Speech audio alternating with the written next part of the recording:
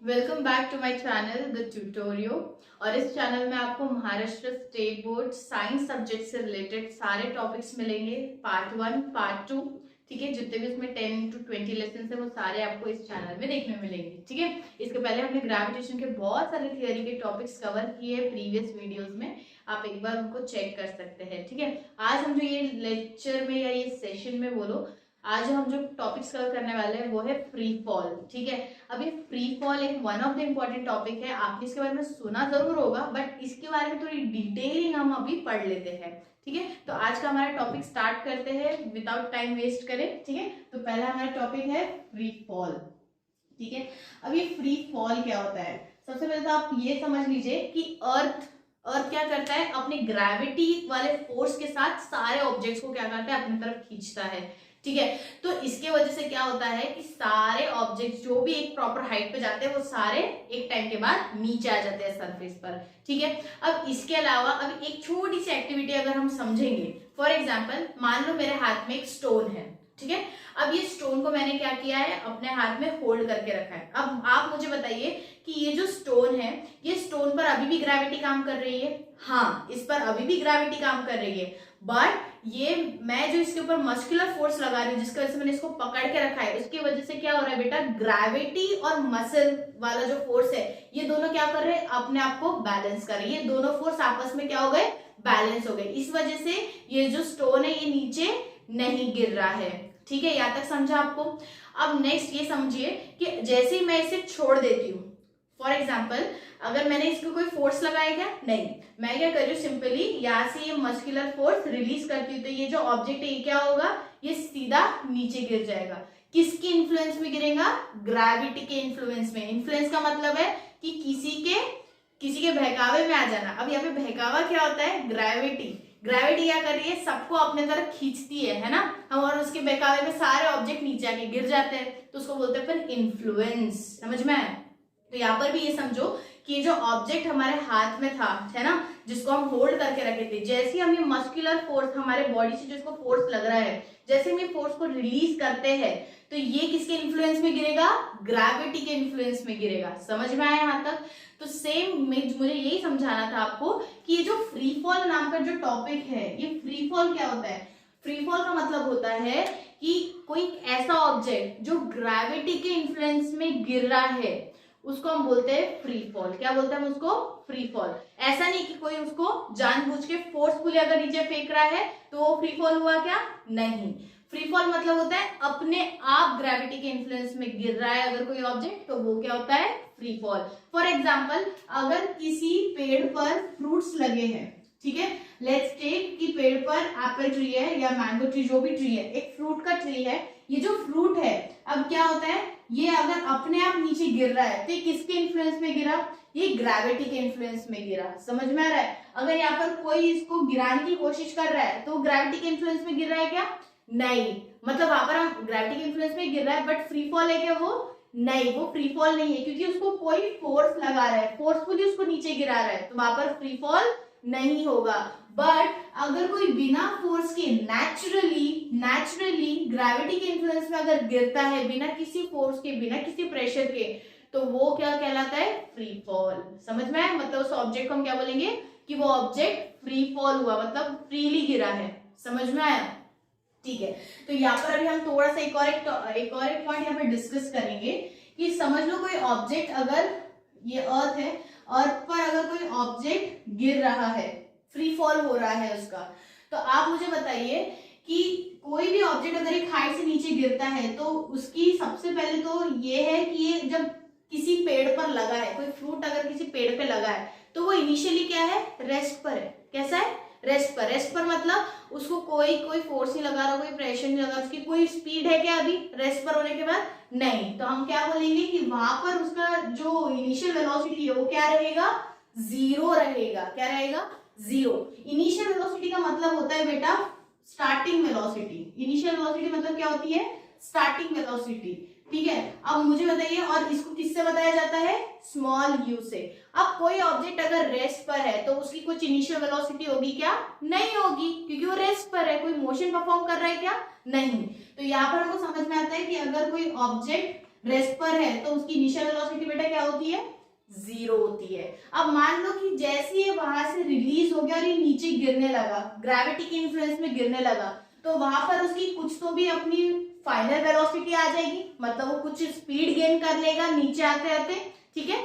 और दूसरी चीज ये भी बताना था कि जब ये ऑब्जेक्ट नीचे आता है तो इस ऑब्जेक्ट को अपोज करने के लिए कौन है यहाँ पे प्रेजेंट, एयर। कौन प्रेजेंट है यहाँ पर, एयर। तो एयर क्या करेगी, उस ऑब्जेक्ट को अपोज करेगी, रेजिस्ट करेगी, रोकने की कोशिश करेगी, पर रोक पाएगी क्या ऑब्जेक्ट को, नहीं, पर उसको अपोज जरूर कर रही है। आप कभी देखियो, कभी एक हाइट से जब आप नीचे आते हैं तो आपको एक हवा का झोंका लगता है ना, वो हवा का झोंका कुछ नहीं होता है, वो एयर है जो आपको क्या करती है, पुश करने की कोशिश करती है, रोकने की कोशिश करती है, बट आप रुक पाते हो क्या, नहीं। वैसे ही यहाँ पर यह ऑब्जेक्ट जो है इसको भी एयर क्या कर रही है, रेजिस्ट कर रही है। समझ में आया। दूसरा पॉइंट ये है कि यहाँ पर एयर के पास एक बायोएंट फोर्स होता है। बायोएंट फोर्स का मतलब क्या है, जो क्या करते हैं, हर एक मीडियम होता है, पानी का बायोएंट फोर्स होता है, एयर का बायोएंट फोर्स होता है, और ये क्या करते हैं, डूबने नहीं देते या फिर कोई चीज को अपोज करने नहीं, मतलब अपोज करते रहते हैं। तो जैसे ये ऑब्जेक्ट भी नीचे गिर रहा है तो यहाँ पर भी बायोएंट फोर्स क्या कर रहा है, उसको अपोज कर रहा है, रेजिस्ट कर रहा है, मतलब उसको नीचे नहीं गिरने दे रहा, उसको अपोजिट साइड से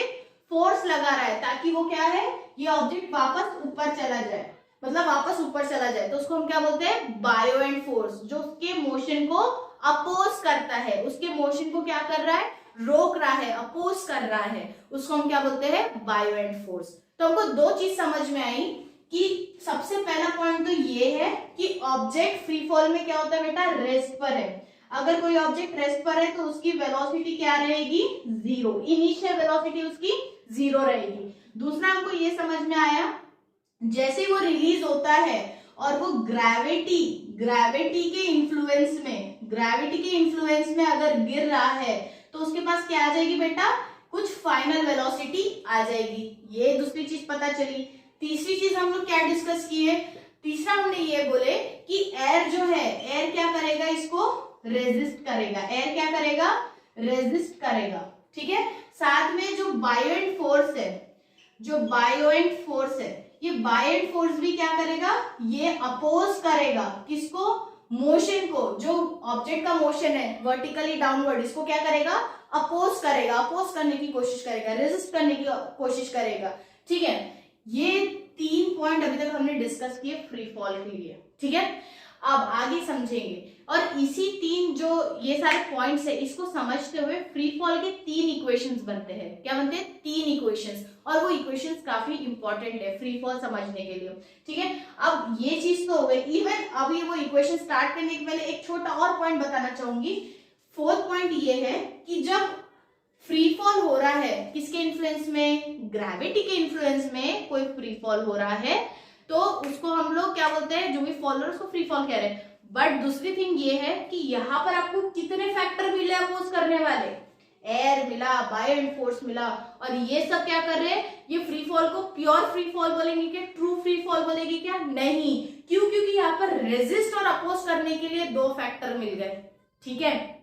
इसीलिए फ्री फॉल को अगर अपने को ऑब्जर्व करना है या कंप्लीट फ्री फॉल चाहिए, रियल ट्रू फ्री फॉल चाहिए, तो वो कहाँ देखने मिलेगा बेटा, आपको वैक्यूम में देखने मिलेगा, ट्रू फ्री फॉल कहाँ देखने मिलेगा, वैक्यूम में। कहाँ पर, वैक्यूम। ये वैक्यूम पता है आपको क्या होता है, वैक्यूम एक मीडियम है जहां पर ना डस्ट पार्टिकल होते हैं ना ही कुछ मीडियम होता है, मतलब वहां पर कुछ भी फोर्स या कुछ भी टाइप का मीडियम नहीं होता है। समझ में आया क्या, उसको हम बोलते हैं वैक्यूम। क्या बोलते हैं, वैक्यूम। तो वैक्यूम में जब कुछ है ही नहीं तो कोई किसी को अपोज करेगा क्या, नहीं। तो वहां पर हम क्या देख पाएंगे, ट्रू फ्री फॉल। ये one of the important point था हमारे फ्री फॉल का, कि हम ट्रू फ्री फॉल का देख सकते हैं, वैक्यूम में देख सकते हैं, ठीक है। अब हम इक्वेशंस की बात करते हैं, तो आपको पता है Newton's equation, Newton's law of motion की कुछ इक्वेशंस थे। क्या थे वो equations, v is equal to u plus a t, ठीक है। दूसरा क्या था, s is equal to u t plus half a t square, ये था, ठीक है। थर्ड इक्वेशन था v square is equal to u square plus 2as। ये जो 3 इक्वेशंस है, ये 3 इक्वेशंस आपने देख चुके हैं, देखे हैं या नहीं, ठीक है। आपने 9th में चीज पढ़े अब फ्री फॉल की बात करते तो मुझे बताओ फ्री फॉल में अपन ने कौन से फैक्टर्स डिस्कस किए, जहां पर हमने बोला कि जो u है, अब यहाँ पे कौन से लेटर दिख रहे हैं बेटा आपको, u, v, a, t और s, ये 5 टर्म्स दिख रहे हैं आप लोग को। देखो पूरे फॉर्मूले में आपको इसे 5 ही लेटर्स दिख रहे होंगे, ठीक है। अब इनके बारे में अपन फ्री फॉल में क्या किसको कंसीडर करना है वो देख लेते हैं, वो देख लेते हैं, ठीक है। अब कैसे देखेंगे, ये जो u है, u कितना होता है बेटा 0, क्योंकि फ्री फॉल में कोई भी ऑब्जेक्ट अगर फ्री फॉल परफॉर्म कर रहा है तो उसका जो इनिशियल वेलोसिटी होता है वो क्या होता है 0, मतलब उसकी स्टार्टिंग में कोई स्पीड नहीं होती। अब जब स्पीड नहीं है, कुछ वेलोसिटी नहीं है, तो वैल्यू क्या रहेगी 0 रहेगी, ठीक है।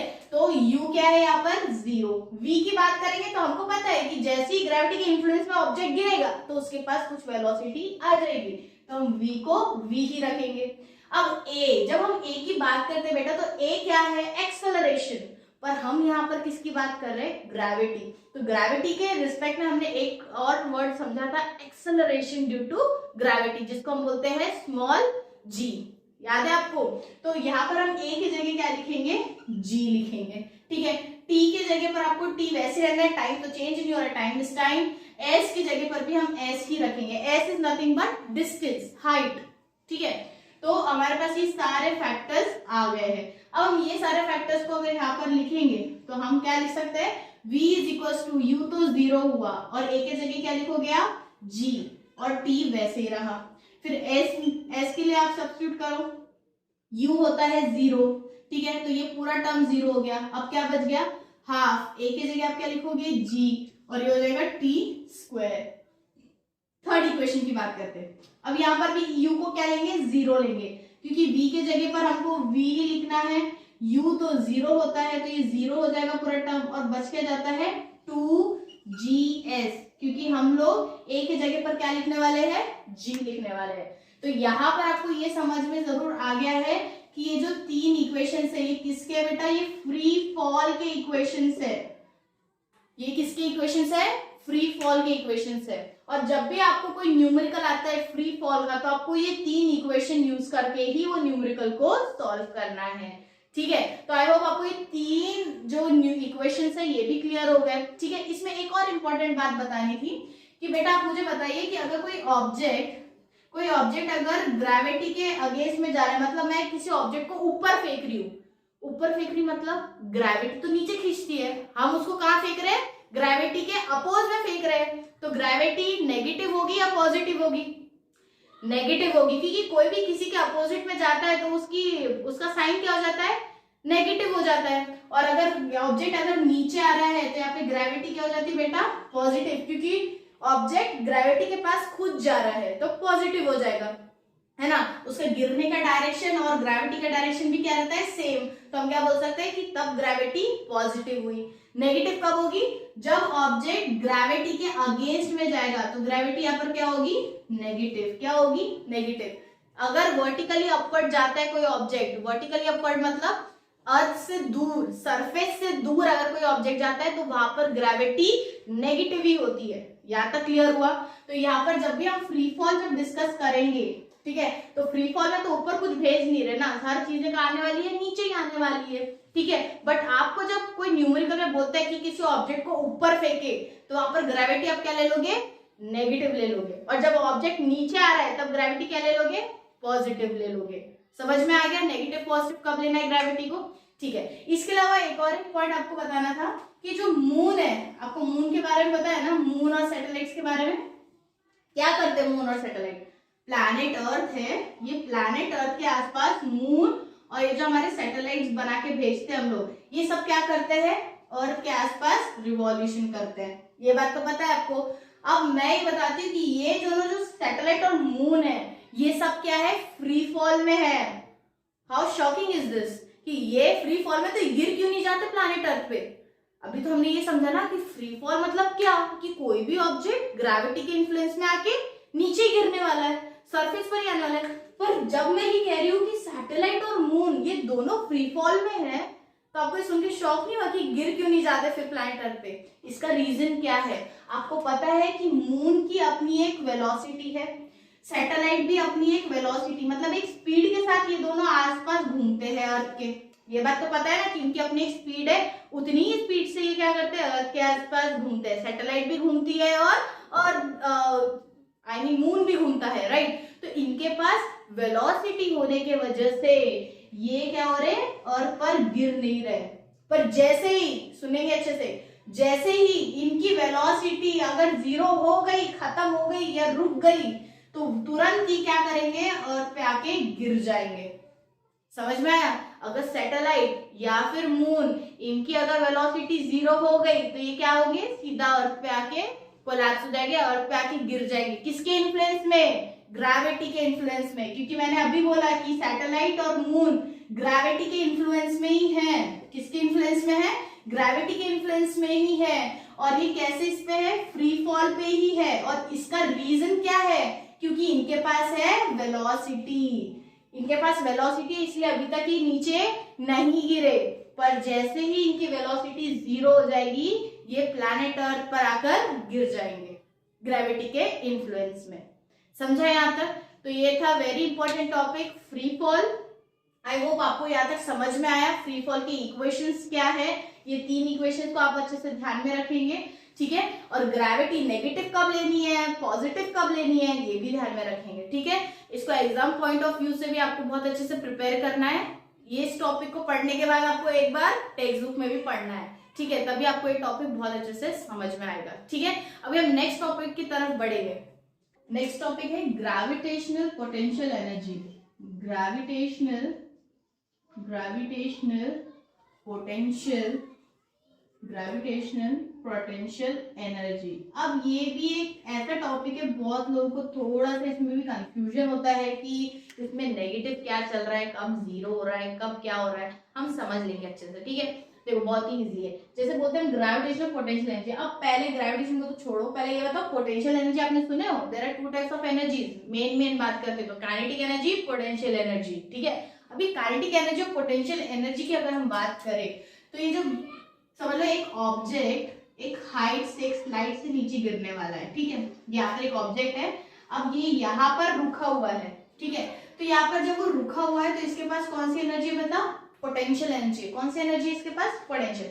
बट जब ये नीचे आता है, मतलब मोशन में आ रहा है, क्या बोल सकते हैं हम, ये मोशन में आ रहा है, तो जब तक ये मोशन कर रहा है तब तक यहाँ पर कौन सी एनर्जी रहेगी? काइनेटिक एनर्जी रहेगी। कौन सी एनर्जी रहेगी? काइनेटिक एनर्जी रहेगी, ठीक है। और जैसे ये वापस नीचे आके स्टॉप हो जाता है तब भी इसके पास कौन सी एनर्जी आ जाएगी? Potential energy. मतलब आपको एक चीज तो समझ में आ गई कि पोटेंशियल का मतलब है कि जब ऑब्जेक्ट रेस्ट पर रहता है तब उसके पास पोटेंशियल है, जब ऑब्जेक्ट मोशन करते रहता है, मूवमेंट करते रहता है, तब उसके पास काइनेटिक है, ठीक है। तो ये चीज तो आपको बहुत क्लियरली समझ में आती है कि पोटेंशियल एनर्जी का मतलब है कि ऑब्जेक्ट जब रेस्ट पर रहेगा, और काइनेटिक एनर्जी का मतलब समझ में आता है कि जब ऑब्जेक्ट मोशन परफॉर्म करते रहेगा। तो ये 2 एनर्जी कब आती है, कब यूज करना है, ये आपको इस पॉइंट से क्लियर हो गया, ठीक है। अब हम बात करते हैं हमारे ग्रेविटेशनल पोटेंशियल एनर्जी के बारे में, ठीक है। तो यहाँ पर आपको समझने के लिए सिंपली यह बताया जाता है कि पोटेंशियल एनर्जी जो है वो अपने स्टेट पर जब रहती है, रेस्ट स्टेट पर रहती है, तभी काउंट होती है, ठीक है। अब मान लेते हैं कि ये अपना अर्थ सरफेस है, ठीक है, अर्थ है, ये अर्थ पर एक ऑब्जेक्ट है, और ये जो ऑब्जेक्ट है अभी कैसा है, ये रेस्ट पर है, ठीक है। तो इसके पास क्या होगा? अपना मास है, ठीक है, इसके पास एक हाइट है। चलो लेते हैं सरफेस पर नहीं है, ये थोड़ा से हाइट पर ले लेते हैं ताकि आपको और अच्छे से समझ में आए, ठीक है। तो ये मास है ऑब्जेक्ट का, मास की अपनी, ये ऑब्जेक्ट की अपनी एक हाइट है, ठीक है, ये प्रॉपर हाइट है। और इसके पास क्या है? दूसरी चीज, ग्रेविटी काम कर रही है इस पे। यहाँ तक समझ में आया कि हमने एक ऑब्जेक्ट लिया, उसका अपना मास है, वो एक हाइट पे रखा हुआ है, और इसके ऊपर क्या है? ग्रेविटी काम कर रही है। तो पोटेंशियल एनर्जी का फॉर्मूला क्या बन जाता है यहाँ पर? mgh। क्या बन जाता है फॉर्मूला? mgh, मतलब mass into gravity into height. क्या हो जाता है? Mass into gravity into height, ठीक है। अब ये हो गई एक छोटे से हाइट की बात। अगर मान लो ये सेंटर है और यहां से यहां तक का क्या है? ये अर्थ का रेडियस है, जो कि कितना होता है बेटा? 6400 किलोमीटर होता है, ठीक है ना। यहाँ तक होता है इसका रेडियस। इसका किसका रेडियस है? ये प्लैनेट अर्थ का रेडियस है। अब मैं बोलती हूँ इसकी जो हाइट है मान लो 10 सेंटीमीटर है, कितनी छोटी हाइट है, सेंटीमीटर कहाँ और किलोमीटर्स कहाँ, ठीक है। तो आप ये जो हाइट दिख रही है, इतनी सी छोटी सी जो हाइट है, क्या ये इसके कंपैरिजन में बहुत ज्यादा छोटी है? तो हम इसको नेगोशिएट कर सकते हैं। नेगोशिएट का मतलब नेग्लेक्ट करना, नेग्लेक्ट मतलब कि इसको जीरो मान लेना। समझ में आया? क्या मान लेना? जीरो मान लेना। तो हम ये बोल सकते हैं कि अगर हाइट बहुत ज्यादा क्या है? छोटी है। किसके कंपेयर में? रेडियस के कंपेयर में अगर बहुत ज्यादा छोटी है तो इसको क्या अज्यूम करेंगे? जीरो। अब आप मुझे बताओ कि फिर यहाँ पर पोटेंशियल एनर्जी क्या बन जाएगी? पोटेंशियल एनर्जी बन जाएगी जीरो।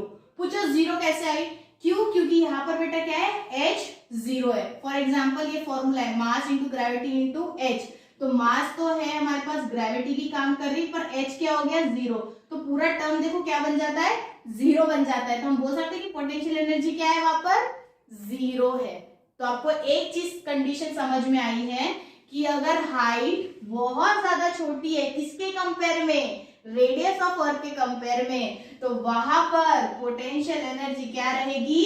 जीरो रहेगी। ठीक है, उसको ऐसे ही अज्यूम करेंगे कि ये सरफेस पे ही है अभी भी, ठीक है, जिसकी कोई हाइट नहीं है, क्योंकि हाइट बहुत ही छोटी है। ठीक है, ये एक पॉइंट क्लियर हुआ। अब दूसरी चीज समझते हैं अपन। दूसरा पॉइंट ये है, अगर एक,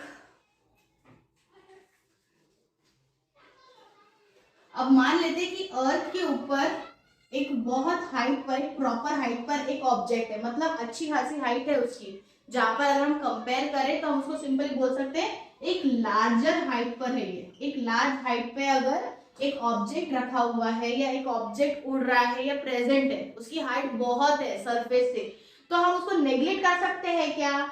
नेग्लेक्ट नहीं कर सकते उसको। ठीक है, तो जब हम इसको नेग्लेक्ट नहीं कर सकते तो यहाँ पर पोटेंशियल एनर्जी क्या बनेगी? पोटेंशियल एनर्जी क्या बन जाएगी? यहाँ पर बनेगी mgh, रहेगी प्रॉपर mgh, बट कैसी रहेगी? कैसी रहेगी? नेगेटिव रहेगी। कैसी रहेगी? नेगेटिव रहेगी। क्यों नेगेटिव रहेगी? क्योंकि ग्रेविटी के अगेंस्ट में ये कहीं दूर है, जहां पर ग्रेविटी बहुत कम है। और अगर मान लो कि ये हाइट इतनी ज्यादा है कि जहां पर ग्रेविटी नई बराबर काम कर रही है। क्या कर रही है? नई बराबर। मतलब आपको पता है ना कि जैसे अर्थ सरफेस और ऑब्जेक्ट के बीच में बहुत ज्यादा दूरी आ जाती है तो ग्रेविटी डिक्रीज होना स्टार्ट करती है, और एक पॉइंट आता है कि जहाँ पे ग्रेविटी क्या हो जाती है? जीरो। मतलब वहां पर उस ऑब्जेक्ट पे ग्रेविटी काम ही नहीं करती है। समझ में आ रहा है? तो ऑब्जेक्ट के ऊपर ग्रेविटी क्या हो जाती है? जीरो हो जाती है। तो आप मुझे बताइए कि अगर इतनी बड़ी हाइट है जहां पर ग्रेविटी क्या बन जा रही है? जीरो बन जा रही है, तो पोटेंशियल एनर्जी भी क्या होगी? पूरी पूरी जीरो बन जाएगी। क्योंकि ग्रेविटी जीरो, तो zero into mass into height, zero के साथ कुछ भी मल्टीप्लाई करो तो क्या हो जाता है? जीरो हो जाता है। तो हम ये बोल सकते हैं कि वेरी लार्ज हाइट पर भी पोटेंशियल एनर्जी क्या हो जाएगी? जीरो हो जाएगी। ठीक है, क्यों होगी? क्योंकि जो हाइट है वो इतनी ज्यादा है कि वहां पे ग्रेविटी काम नहीं करती, जीरो रहती है ग्रेविटी, इसीलिए पूरी पोटेंशियल एनर्जी वो ऑब्जेक्ट की क्या हो जाएगी? जीरो हो जाएगी। तो कोई दूसरी चीज क्या समझ में है कि अगर हाइट बहुत ज्यादा बड़ी है रेडियस के कंपेयर में, या फिर रेडियस से कंपेयर में अगर बोल सकते हैं, या फिर बहुत ज्यादा एक पर्टिकुलर रेंज तक अगर हाइट बहुत ज्यादा है, तो हम क्या बोलेंगे? वहां पर भी पोटेंशियल एनर्जी क्या रहेगी? जीरो ही रहेगी। समझ में आ गया? अब मैं बोलती हूँ कि बहुत ज्यादा दूरी पर नहीं है, पर कहीं एक प्रॉपर हाइट पर है जहां पर हम वो हाइट को कंसीडर कर सकते हैं, है ना, मतलब रेडियस के कंपेयर में वो हाइट को काउंट कर सकते हैं, तब वहां पर क्या रहेगी? पोटेंशियल एनर्जी नेगेटिव रहेगी। ठीक है, मैं थोड़ा एक प्रॉपर डायग्राम बनाती हूँ ताकि आपको और अच्छे से समझ में आए मैं क्या समझाना चाह रही हूँ। मान लीजिए ये सरफेस है, ये ऑब्जेक्ट है, ठीक है। अब ये ऑब्जेक्ट जब सरफेस पर है, फिर एक ऑब्जेक्ट जब बाहर बहुत दूरी पर कहीं है, यहाँ पर कहीं ऑब्जेक्ट है, एक कहीं बीच में ऑब्जेक्ट है, ऐसा मान लेते हैं। ठीक है, अब बताओ, यहाँ पर पूरे सरफेस पर है, यहाँ पर एक प्रॉपर छोटी सी हाइट पर है, यहाँ पर कुछ ज्यादा ही हाइट है, और यहाँ पर हाइट जो है वो कैसी है? इनफाइनाइट है, मतलब बहुत दूर है। ठीक है, तो अगर हम यहाँ पर ऑब्जेक्ट की बात करें तो यहाँ पर पोटेंशियल एनर्जी क्या हो जाएगी बेटा? जीरो। क्यों होगी पोटेंशियल एनर्जी जीरो? क्योंकि यहाँ पर हम लिखेंगे हाइट यहाँ पर जीरो है। समझ में आया? हाइट जीरो है मतलब नेग्लिजिबल है, मतलब गिन ही नहीं सकते, 10 सेंटीमीटर बहुत छोटी हाइट हो गई तो हम क्या बोलेंगे, नेग्लेक्ट है। ठीक है, अगर सरफेस पर है, जो हाइट ही नहीं है, सरफेस पर बस एक ऑब्जेक्ट रखा हुआ है, तो हम तब भी क्या बोलेंगे, पोटेंशियल एनर्जी जीरो है। पर यहाँ पर जब हम बात करते हैं एक प्रॉपर हाइट पे, थोड़ी सी हाइट है, समझ लो 10 सेंटीमीटर की हाइट है, बहुत छोटी हाइट है, तब भी हम क्या बोलेंगे, यहाँ पे पोटेंशियल एनर्जी क्या रहेगी, जीरो रहेगी। क्यों? क्योंकि जो हाइट है वो कैसी है, नेग्लिजिबल है, नेग्लिजिबल है। ठीक है, अब हम ये वाले हाइट की बात करते हैं। ठीक है, अब देखो एक प्रॉपर हाइट है, मतलब हम इसको बोल सकते हैं लार्ज हाइट है, मतलब कंसीडर कर सकते हैं। ठीक है, तो हम ऐसा बोल सकते हैं कि हाइट रेडियस के कंपेयर में थोड़ी सी छोटी है बट कंसिडरेबल है। ठीक है, कंसिडरेबल है, तो हम यहाँ पर क्या बोलेंगे कि यहाँ पर जो पोटेंशियल एनर्जी बनेगी, ये बनेगी माइनस mgh। क्या बनेगी, माइनस mgh। अब इसको और एक फॉर्मुलेट करेंगे आगे, मैं बताती हूँ कैसे करेंगे इसको फॉर्मुलेट। ठीक है, अब यहाँ पर अगर मान लेते ऑब्जेक्ट है जो बहुत इनफाइनाइट डिस्टेंस पर है, तो हम क्या बोलेंगे, वहां पर हाइट क्या हो गई, इनफाइनाइट हो गई, तो वहां पर भी जो पोटेंशियल एनर्जी होगी वो क्या होगी, जीरो। किसकी वजह से जीरो होगी, क्योंकि ग्रेविटी क्या हो गई, जीरो हो गई। ग्रेविटी जीरो होने की वजह से पूरी पोटेंशियल एनर्जी क्या हो जाएगी बेटा, जीरो हो जाएगी। यहाँ तक समझ में आया? तो अभी हमको नेक्स्ट क्या समझना है कि देखिए यहाँ पर ये पॉइंट तो हमको कंसीडर करते हैं। यहाँ तो आपको समझ लिया, अगर हाइट बहुत ज्यादा बढ़ती जा रही है, एक रेडियस के, एक रेडार के बाहर ही चले गई, तो वहां पर ग्रेविटी क्या होती, जीरो होती, तो पोटेंशियल एनर्जी भी जीरो है। ठीक है, और यहाँ पर भी हम समझ लें कि सरफेस पर है तब भी पोटेंशियल एनर्जी क्या है, जीरो है, क्योंकि हाइट कुछ भी नहीं है। पर यहाँ पर अगर हाइट है पर बहुत ही ज्यादा छोटी, किसके कंपेयर में, इतने बड़े रेडियस के कंपेयर में अगर इतनी सी हाइट है, तब भी उसको हम क्या करेंगे, नेग्लेक्ट करेंगे, नेग्लिजिबल रहेंगी हाइट, तब भी हम बोलेंगे कि पोटेंशियल एनर्जी वहां पर जीरो है। ठीक है, अब बात करते हैं ये खास पॉइंट की, कि जहां पर हम बोल रहे हैं कि हाइट लार्ज है पर कंसीडर कर सकते, दूर है, जैसे प्लेन की हाइट हो गई, या थोड़ा और ऊपर अगर कोई जा रहा है थोड़े हाइट पर, तो वहां पर हाइट को हम कंसीडर कर सकते, तब वहां पर पोटेंशियल क्या होगा, तो वहां पर पोटेंशियल होगा, यहाँ पर मैं लिख के बता रही हूँ आपको कि पोटेंशियल एनर्जी जैसे हमने लिखा माइनस mgh, ये लिखा।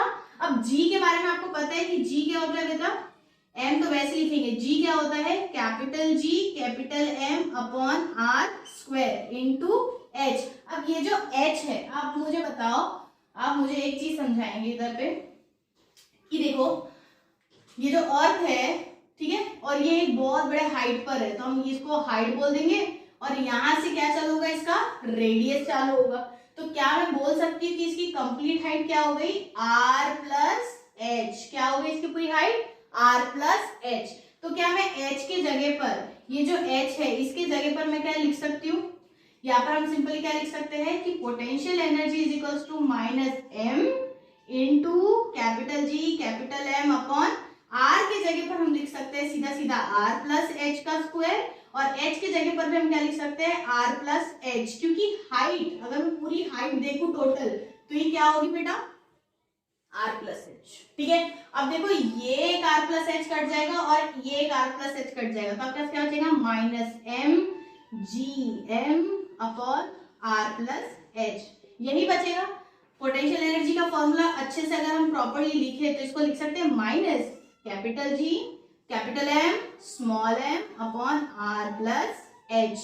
तो हमारे पास क्या फॉर्मूला है बेटा पोटेंशियल एनर्जी का, capital G capital M upon r plus H, और यही वो पोटेंशियल एनर्जी का फॉर्मूला है जो कहाँ अप्लीकेबल है, जब हाइट एक प्रॉपर लार्जर डिस्टेंस पर है जिसको हम कंसीडर कर सकते हैं। कंसीडर मतलब इसको मानना पड़ेगा, हाँ इतनी हाइट है, रेडियस के कंपेयर में थोड़ी हाइट दिख रही है ज्यादा, से किलोमीटर्स में दिख रही है। ठीक है, 200 किलोमीटर, 300 किलोमीटर, 400, 500, ऐसे अगर ज्यादा किलोमीटर में आपको हाइट दिख रही है तो फिर उसको अपन कंसीडर कर सकते हैं। ठीक है, तब हम कौन सा फॉर्मूला यूज करते हैं, पोटेंशियल एनर्जी वहां पर हो जाती है minus capital G capital M upon r plus H. Capital G मतलब ग्रेविटेशन कांस्टेंट, कैपिटल M मतलब मास ऑफ दैट प्लैनेट, जैसे प्लैनेट अर्थ की बात करें तो mass of the planet earth, और स्मॉल m क्या हो जाएगा, वो ऑब्जेक्ट जिसकी हाइट अपन देख रहे हैं, तो वो हो जाएगा मास ऑफ दैट ऑब्जेक्ट, और r क्या हो जाएगी, रेडियस ऑफ अर्थ, और h क्या हो जाएगा, हाइट, कि कितने हाइट पर है वो सरफेस से दिख रहा है ना आपको, ये क्या हो जाएगी, हाइट। समझ में आया? और एक चीज आपको ये बतानी थी कि अगर मान लीजिए कि किसी ऑब्जेक्ट की, कोई ऑब्जेक्ट है जो सरफेस से एक हाइट पर है, तो उसकी वैल्यू हमेशा बेटा क्या आएंगी, 0 से नीचे आएंगी। अब आप मुझे बताओ कि 0 से नीचे की अगर मैं बात करती हूँ तो आप इंटीजर पढ़े हो ना, 0 से नीचे क्या आती है बेटा, -1, -2, -3, और 0 के ऊपर जाओगे तो +1, +2, +3 ये आती है ना। तो सिंपली मैं आपको ये बताना चाह रही हूँ कि जो अगर कोई भी हाइट, किसी भी ऑब्जेक्ट की हाइट अगर है, अगर हम उसको कंसीडर कर रहे हैं, तो वो हमेशा कैसे आएगी बेटा, वो उसका पोटेंशियल एनर्जी हमेशा नेगेटिव में आएगा। किस में आएगा, हमेशा नेगेटिव में आएगा। अगर इसको दूसरे टर्म्स में बोलो तो पोटेंशियल एनर्जी हमेशा कैसी आएगी, लेस देन 0 आएगी। क्या आएगी, लेस देन 0 आएगी। लेस देन 0 मतलब नेगेटिव। तो सिंपली यहाँ पर हमको क्या समझ में आया, एक छोटा सा अपन ब्रीफिंग कर लेते हैं, इसकी समरी देख लेंगे क्या है ग्रेविटेशनल पोटेंशियल एनर्जी की। हमने क्या समझा, पोटेंशियल एनर्जी क्या होती है। पोटेंशियल एनर्जी मतलब कोई ऑब्जेक्ट अगर रेस्ट पर है तो उसके पास क्या है, उसके पास कोई भी वेलोसिटी नहीं है, उसके पास कोई भी हाइट नहीं है, तो उसके पास क्या रहेगा, पोटेंशियल एनर्जी वहां पर क्या रहेगी, 0 रहेगी। अगर कोई भी ऑब्जेक्ट अगर रेस्ट पर आ जाता है तो वो कुछ एनर्जी लेकर आएगा, बट मोस्टली रेस्ट पर अगर आता है तो उसको हम पोटेंशियल एनर्जी बोलते हैं। अगर कोई ऑब्जेक्ट मोशन परफॉर्म कर रहा है तो उसको हम क्या बोलते हैं, काइनेटिक एनर्जी बोलते हैं। ठीक है, अगर कोई ऑब्जेक्ट मोशन परफॉर्म कर रहा है तो उसको क्या बोलते हैं, काइनेटिक एनर्जी रहेगी। और अगर कोई ऑब्जेक्ट रेस्ट पर आ जाता है तो उसको हम क्या बोलेंगे, पोटेंशियल एनर्जी। ठीक है, ये हो गया। इसके बाद हमने क्या डिस्कस किया कि ग्रेविटेशनल पोटेंशियल एनर्जी के बारे में डिस्कस किया। हमने ये बोला कि मान लीजिए कि कोई एक आधा अगर ऑब्जेक्ट एक पर्टिकुलर हाइट पर है, मान लीजिए कि बहुत छोटी सी हाइट पर है, तो उसको कंसीडर कर पाएंगे क्या, नहीं, क्योंकि रेडियस तो बहुत बड़ा है और वो इतनी सी हाइट है, तो वो क्या होगी, नेग्लिजिबल होगी, मतलब उसको नहीं भी मानेंगे तो चलेगा। तो वहां पर क्या हो जाएगी, पोटेंशियल एनर्जी 0 हो जाएगी। और अगर सरफेस पे ही ऑब्जेक्ट है तब भी पोटेंशियल एनर्जी 0 ही रहेगी, क्योंकि हाइट तो कुछ है ही नहीं, तो हाइट नहीं है तो पोटेंशियल एनर्जी 0।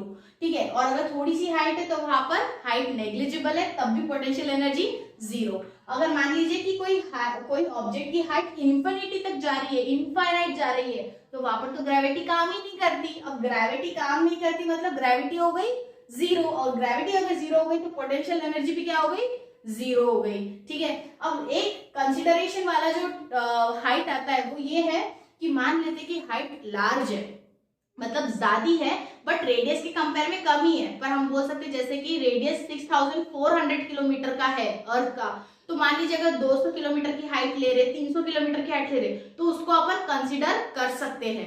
तो जब हम ऐसे बड़े हाइट को कंसीडर करते हैं तब उसका फॉर्मूला क्या बन जाता है, -mgh। और अगर इसका ट्रू फॉर्मूला अगर आप देखो तो क्या बन जाता है, -G M m upon r+h। और ये मैंने आपको सॉल्व करके दिखाया है कि कैसे आया ये फॉर्मूला। ठीक है, और दूसरी चीज ये बतानी थी क्या कि अगर जो पोटेंशियल एनर्जी है वो हमेशा कैसे आएगी बेटा, नेगेटिव आएगी। किसके लिए नेगेटिव आएगी, जिसकी थोड़ी बहुत हाइट है। और वो नेगेटिव किसकी वजह से आती है, नेगेटिव किसकी वजह से आती है, वो क्योंकि ग्रेविटी के अगेंस्ट में रहती है ना, इसीलिए क्या आती है, नेगेटिव आती है। यहाँ तक समझ में आया। तो ये था ग्रेविटेशन पोटेंशियल एनर्जी। इस टॉपिक को भी आपको टेक्स्ट बुक में एक बार रीड करना है। अगर आप जब रीड करेंगे तभी आपको ये थियोरी, जो टॉपिक है, ये और अच्छे से आपके दिमाग में बैठेगा, समझ में आया, और अच्छे से आपको समझ में आएगा। तो वीडियो यहाँ पर खत्म होता है, आज का लेक्चर यही हम खत्म करेंगे। ठीक है, थैंक्स फॉर वॉचिंग। वीडियो को लाइक करो, जो भी आपके फ्रेंड्स है, ग्रुप्स है, वहां पर शेयर करो। जितना ज्यादा शेयर करोगे आपके लिए भी अच्छा है, आपके फ्रेंड्स के लिए भी अच्छा है। सब्सक्राइब करो चैनल को जिसने भी सब्सक्राइब नहीं किया है। कमेंट में कोई भी क्वेश्चन है तो उसको आप पूछ सकते हैं, कोई टॉपिक नेक्स्ट क्या लेना है वो भी आप मेंशन कर सकते हैं। टिल देन आप ऐसे ही वीडियो देखते रहिए। Thanks for watching.